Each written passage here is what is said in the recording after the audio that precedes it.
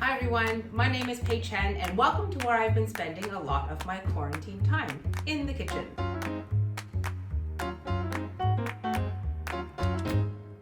So I decided to start growing my own sourdough starter.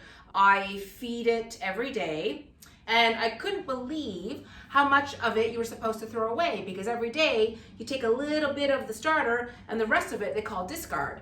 And I found one way to use it up really quickly, like using up a lot of discard at once, was to make crackers. So that's what I'm going to do with you today. This is actually really simple. Oven is preheated to 325 degrees. In a bowl, we're going to add 1 cup of our sourdough discard. And I would say this is probably like a third whole wheat. I was using what I had for a while. I was getting fearful about running out of flour. And then we're going to add 3 tablespoons of melted butter. There are some recipes where you can just pour the discard onto a tray, but it's very runny. So I like to add just a little bit of flour just to create a slightly thicker batter. So I'm going to do about 3 tablespoons of flour. I like to think that my crackers are a little bit healthier, so I tend to do 2 tablespoons of whole wheat and 1 tablespoon of white. And now we'll stir this up. We'll also add about a teaspoon of salt. And then to this, you can add 2 teaspoons of your favorite dried herbs and seasoning. Oregano. Let's do about like a teaspoon of that. I've got a really nice spice blend here. Sometimes I just add a pinch of this, a pinch of that, a little bit of like smoked paprika. That adds a nice color. And here we go. On my baking sheet, I have a silicone mat. You could use parchment as well. I do like this because I just find it's really easy to work with this batter. Now, here is the trick to a really good crisp cracker. You really need to spread it evenly and very thinly. It's kind of like icing a cake.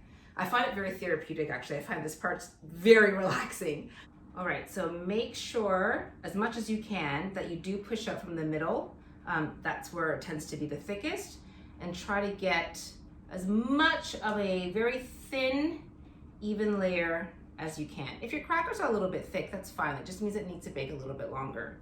At this point, I actually like to sprinkle a few more herbs on top, because the stuff that you've put into the batter is kind of like blended in. I think it looks really nice to have some sprinkled on top. Also, sprinkle some nice sea salt on top too.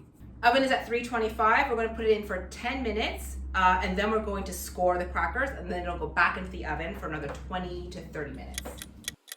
All right, the crackers have been in the oven for about 10 minutes, though it firms up a little bit so we can score them. I like to use a pizza cutter.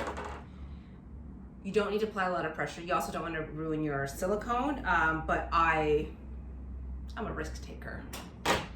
Also, the cracker is super thin. You really don't need to put a lot of pressure at all. This is just so it's easy to break up the cracker afterwards. So here we go. It's all starting to come together. So this will go back in the oven for 20 to 30 minutes. My crackers are done. I did check on them, and some of the crackers on the edge were a bit brown, so I just removed them and I've been snacking on them. But here you go. Aren't they pretty? Great with any of your favorite dips. Also great with like a little cheese board. Really tasty on their own as well. So I really don't think it should be called discard, because it makes it sound like you should be throwing everything away, and you shouldn't. You can keep it. You can make lots of delicious recipes, including one that is really, really simple and will help you use up a lot of it at once. Tasty. I'm gonna eat a cold one. Honestly, it's really good. I have a lot more crackers to make.